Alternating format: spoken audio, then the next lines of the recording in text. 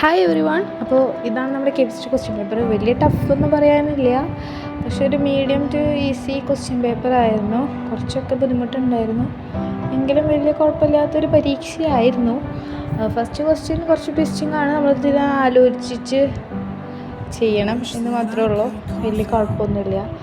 Second question ക്ലോറിനാണ്, പിന്നെ എല്ലാവർക്കും അറിയാം. തേർഡ് ക്വസ്റ്റ്യനും നമ്മൾ ജസ്റ്റ് ഒന്ന് ചിന്തിച്ച് എഴുതിയാൽ മതി. Fourth question conjugate of base H2O പഠിക്കാത്തതായിട്ട് ആരും ഉണ്ടാവില്ല. കോൺജുഗേറ്റ് പഠിക്കുന്ന എല്ലാവരും കോൺജുഗേറ്റ് ഓഫ് ബേസ് പഠിക്കുന്നതായിരിക്കും, അപ്പോൾ അത് കുറച്ച് സിമ്പിളായിരുന്നു. ഫിഫ്ത്ത് ക്വസ്റ്റ്യൻ എന്ന് പറയുന്നത് സിഗ്മ ബോണ്ട് എണ്ണലാണ്. ശരിക്കും അല്ലാതെ 4 ക്വസ്റ്റ്യൻ എഴുതിയാൽ മതി, എന്നാലും സിഗ്മ ബോണ്ട് എണ്ണുന്നതും എളുപ്പമാണ്.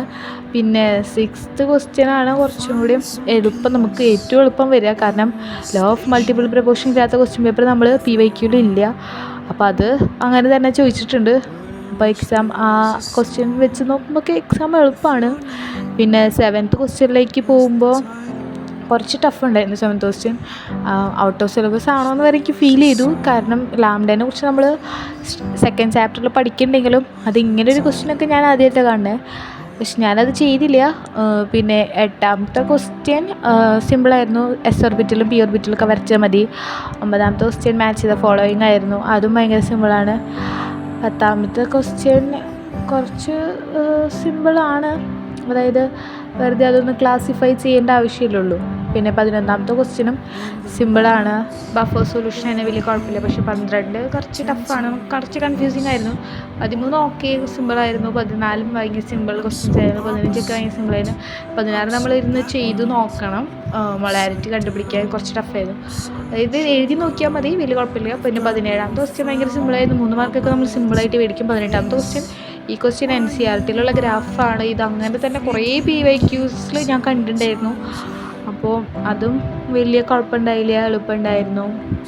പിന്നെ 19ാമത്തെ ക്വസ്റ്റ്യനിലെ കുറിച്ച് പറയുമ്പോൾ അതൊരിത്തിരി ട്വിസ്റ്റിംഗ് ആണ്. കാരണം കോവാലൻ്റ് റേഡിയസ് ഒന്നും ഞാൻ അങ്ങനെ പൊതുവെ കേൾക്കാത്തൊരു ക്വസ്റ്റ്യൻ ആയിരുന്നു.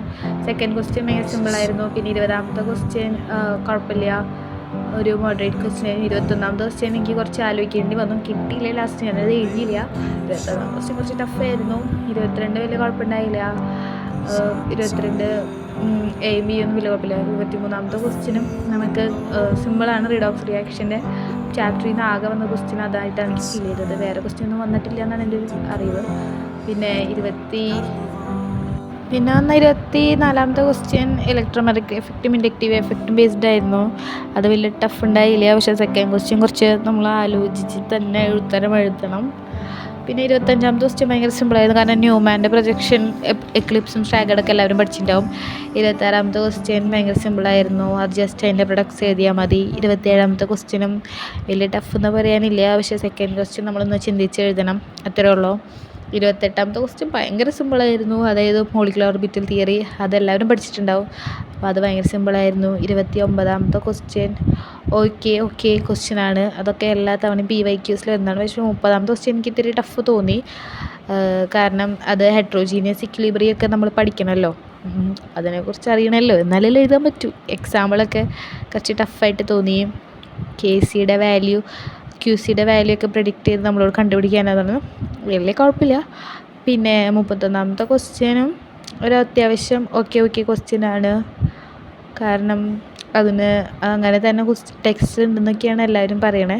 ഞാൻ കണ്ടില്ല, എന്തായാലും ഞാനത് എഴുതിയിട്ടില്ല. നിങ്ങൾക്ക് എങ്ങനെ ഉണ്ടായിരുന്നു? നിങ്ങളുടെ കെമിസ്ട്രി എക്സാം സിമ്പിളായിരുന്നോ ടഫായിരുന്നോ എന്നൊക്കെ പറയൂ. നിങ്ങൾക്ക് അടുത്തുള്ള എക്സാം എങ്ങനെയാണ് നിങ്ങൾ പ്രിപ്പയർ ചെയ്യുന്നതൊക്കെ പറഞ്ഞോളൂ. ഞാൻ എന്തായാലും ഒരു സ്റ്റഡി പ്ലാൻ ഇടുന്നുണ്ട്, ബയോളജിക്കും ഫിസിക്സിനും കൂടിയിട്ട്. ഇന്ന് വൈകുന്നേരം മുതൽ പഠിക്കാനുള്ളൊരു സ്റ്റഡി പ്ലാൻ ഞാൻ അപ്ലോഡ് ചെയ്യും, അപ്പോൾ അത് യൂസ് ചെയ്ത് പഠിക്കാൻ നിങ്ങൾക്ക് ഒരു നല്ല സ്റ്റഡി പ്ലാൻ ആയിരിക്കും.